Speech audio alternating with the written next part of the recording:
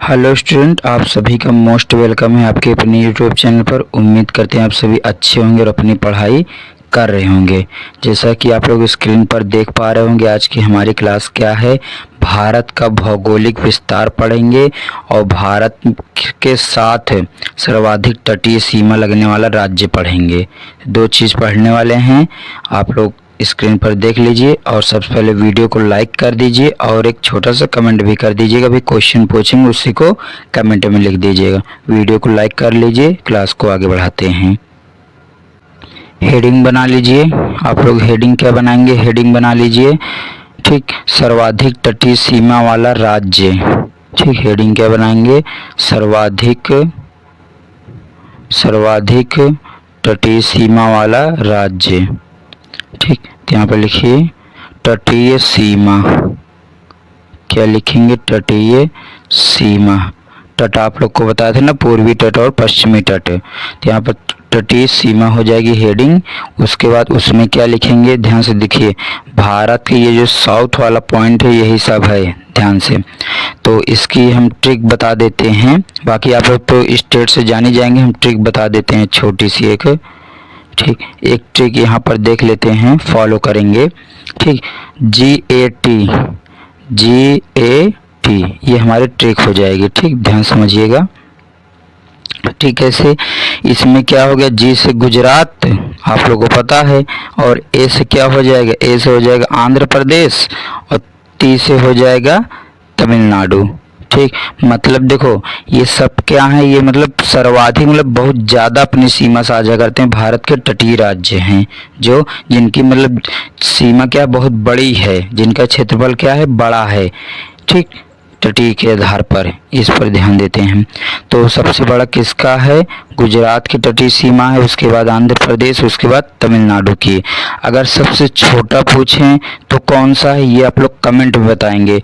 फिर से ध्यान सुन लीजिए, सबसे छोटा तटीय सीमा वाला राज्य कौन सा है।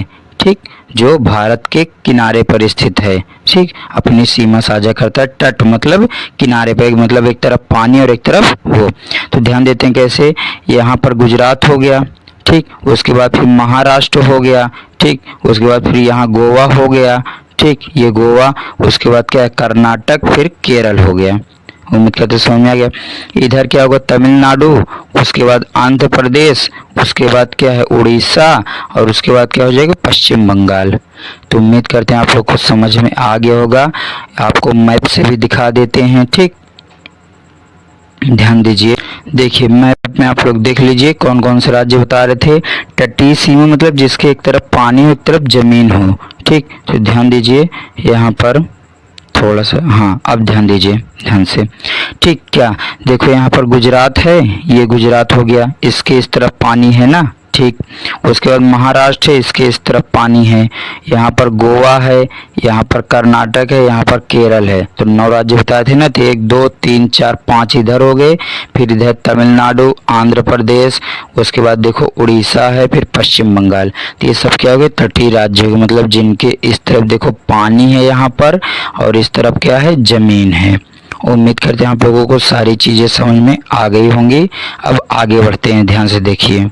अगली हेडिंग बना लीजिए। अगली हेडिंग क्या बनाएंगे, समुद्री सीमा। अगली हेडिंग बना लीजिए, समुद्री सीमा। ठीक, आप लोग को समझ में आ रहा होगा, ध्यान से समझते रहिए बस। समुद्री सीमा। ठीक, ये गलत हो गया, फिर से ध्यान दीजिए, क्या पढ़ेंगे, समुद्री सीमा। तो हेडिंग बना लीजिए, समुद्री सीमा।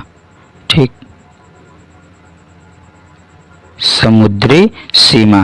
तो इसको ध्यान दीजिएगा यहाँ पर। ठीक, क्या ध्यान देने वाली बात है कि कौन से ऐसा देश है जिनके साथ भारत के स्थल और जल दोनों लगती हैं। ठीक, दोनों की सीमाएं लगती हैं। जैसे मतलब हम बता रहे हैं, जैसे मान लीजिए पहला क्या हो गया, ऐसे लिख लीजिएगा पाकिस्तान। ठीक, आप लोग पूरा लिखिएगा। दूसरा हो गया बांग्लादेश। दूसरा क्या हो गया, तो ध्यान दीजिए हम लोग क्या पढ़ने वाले हैं, समुद्री सीमा के बारे में। ठीक, तो यहाँ पर मैंने लिख दिया है, अब आप लोग साथ में लिखिए और नोट करते रहिए ध्यान से। कैसे, ये पी से पाकिस्तान हो गया, और ये बी से क्या हो गया, बांग्लादेश, और एम से म्यांमार, ये तीनों हो गए। ठीक, पाकिस्तान, बांग्लादेश, म्यांमार। इनके साथ भारत की स्थल सीमा और जल सीमा दोनों लगती हैं। स्थल सीमा और जल सीमा मतलब जमीन और पानी दोनों इनके साथ लगते हैं। उम्मीद करते हैं समझ में आ गया होगा। अगला जो है यहाँ पर 4 और 5 नंबर, ये हो गया मालदीव और ये हो गया श्रीलंका। क्या हो गया? मालदीव और श्रीलंका। इनके साथ केवल समुद्री सीमा लगती है, जमीन नहीं लगता। क्या लगता है? इनके साथ केवल समुद्री सीमा लगती है। तो उम्मीद करते हैं आप लोगों को ये भी समझ में आ गया होगा। ठीक, उसके बाद एक अगला पॉइंट लिखिएगा ध्यान से। अगला पॉइंट क्या लिखेंगे? अगला पॉइंट ध्यान दीजिए, लिखना मालदीव व श्रीलंका भारत के प्राय द्वीपीय पड़ोसी देश हैं। ठीक, हेडिंग बनाइएगा मालदीव व श्रीलंका। ठीक, मालदीव और श्रीलंका। ठीक, ध्यान दीजिएगा। ये क्या हैं? भारत के पड़ोसी द्वीप देश हैं। भारत के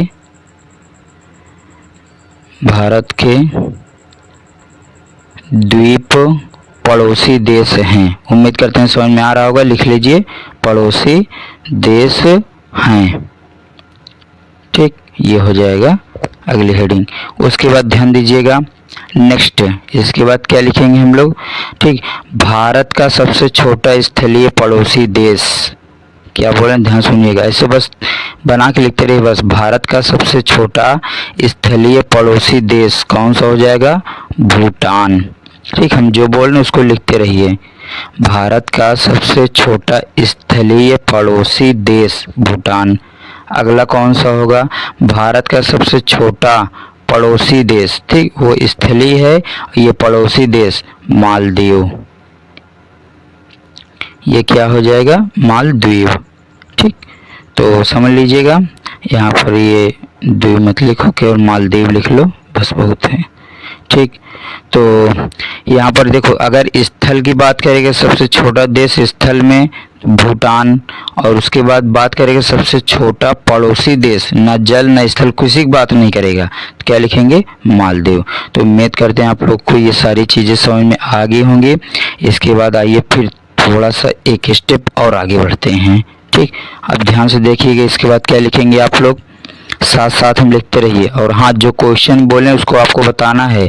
भारत का तटीय सीमा वाला सबसे छोटा राज्य कौन सा है? ठीक, जो समुद्र के किनारे है। कमेंट बॉक्स में आपका आंसर आना चाहिए, सभी बच्चों का आना चाहिए। तो ध्यान समझिए। इसके बाद क्या पढ़ेंगे हम लोग? अब पढ़ेंगे अगली हेडिंग बना के ऐसे लिखिएगा। हेडिंग क्या मतलब? ऐसे एरो बना के लिखिए, 7 सिस्टर्स। आप लोग को पता होगा, हमने क्लास में भी कई बार इसकी चर्चा की है। 7 सिस्टर के नाम से जाना जाता है। 7 सिस्टर के नाम से जाना जाता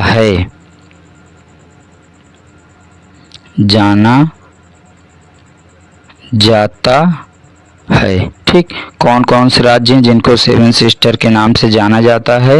ये 7 हैं, लिख लीजिएगा साथ साथ में। असम, ठीक, असम हो गया।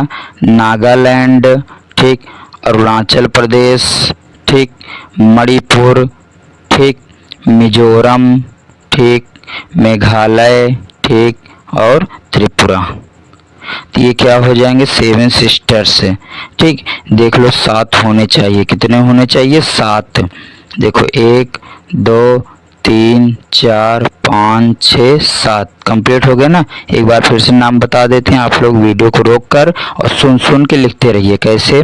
देखो, एक क्या हो गया? ये से असम हो गया, नागालैंड हो गया, और अरुणाचल प्रदेश, मणिपुर, मिजोरम, मेघालय और त्रिपुरा। ये सभी पूर्वी राज्य ही हैं। अभी आपको मैप पर दिखा देंगे। ठीक है, इन सबको तो ध्यान से देखिए और इनको लिख लीजिए। और इनको 7 सिस्टर्स कहा क्यों जाता है, इसको सुन लीजिए, लिख लीजिए, समझते रहिए बस।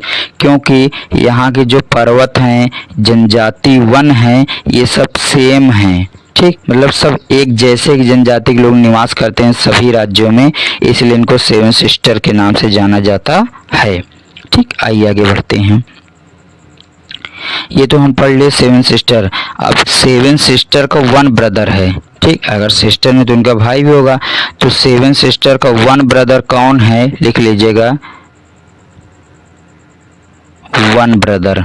ठीक, तो 7 सिस्टर का 1 ब्रदर कौन है, उसको कहते हैं सिक्किम। कौन है, ध्यान से लिखिएगा, सिक्किम। ठीक, तो ये हो गया 7 सिस्टर का 1 ब्रदर। ठीक, उम्मीद करते हैं समझ में आ गया होगा। आइए मैं इसको आपको मैप पर दिखा देता हूँ, ठीक, और अच्छे समझ में आ जाएगा। ध्यान दीजिए, ठीक, ध्यान क्या देंगे, यहाँ पर ध्यान से देखिए। हम लोग स्टेट पर आ चुके हैं और यहाँ पर देखिए जो जो बात पढ़े थे सब कुछ यहाँ पर ध्यान से देख लीजिए। असम देखे थे, ठीक, क्या देखे थे, असम देखे थे, नागालैंड देखे थे, अरुणाचल प्रदेश देखे थे, मेघालय देखे थे, मणिपुर देखे थे, मिजोरम देखे थे और त्रिपुरा देखे थे। तो ये सब देखो, सब के सब क्या हैं, ध्यान से देखो, सब के सब क्या हैं, सब के सब यहाँ पूर्वी राज्य हैं इधर के। ये सब के सब क्या हैं, पूर्वी राज्य। ठीक, पूर्वी राज्य जो पहाड़ियों वाले हैं, इन्हीं देखो, इन्हीं को बोलते हैं 7 सिस्टर्स। और इनका 1 ब्रदर कौन है, ध्यान से देखिएगा 1 ब्रदर को। ठीक, ध्यान से देखिए, ये लिखा है सिक्किम। क्या लिखा है यहाँ पर, सिक्किम। तो ये हो गया 1 ब्रदर। तो उम्मीद करते हैं आप लोग को सारी चीज़ें समझ में आ रहे होंगे। बहुत ध्यान से मैप के माध्यम से पढ़ते रहना, सारी चीज़ें क्लियर हो जाएंगी। तो हमारा ये टॉपिक यहीं से समाप्त हो गया। अगला हम लोग पढ़ेंगे भारत का भौगोलिक विस्तार। ठीक, तो उस अगली हेडिंग बना लीजिएगा, भारत का भौगोलिक विस्तार। तो आइए देखते हैं उसको अब। तो अगली हेडिंग क्या बनेगी हमारा, भारत का भौगोलिक विस्तार। तो उम्मीद करते हैं आप लोग हेडिंग बना लिए होंगे जो मैंने आप लोग को दिखाया था। उसके बाद ये मैप बनाकर ऐसे कलर से इसको भर लीजिएगा। ठीक, और मैं समझा देता हूँ, बाकी आसान है, आप लोग समझ जाएंगे, सब कुछ लिखा है। ये जितना इस कलर से ये सब क्या हो जाएगी, ये हमारा पहाड़ है, ये थार मरुस्थल है, ये हमारा उत्तरी मैदान, इसको मैदान बोलते हैं। ठीक, ये सब क्या है, मैदान है। ठीक, सतलुज गंगा ब्रह्मपुत्र का मैदान। उसके बाद ये जहाँ तो दक्षिण पठार हो गए, ये सब समुद्री सीमा है, तटीय सीमा। तो आप लोग बना लीजिए। मिलेंगे नेक्स्ट क्लास में। वीडियो को लाइक कर दीजिए, चैनल पर नए हैं तो सब्सक्राइब कर लीजिए।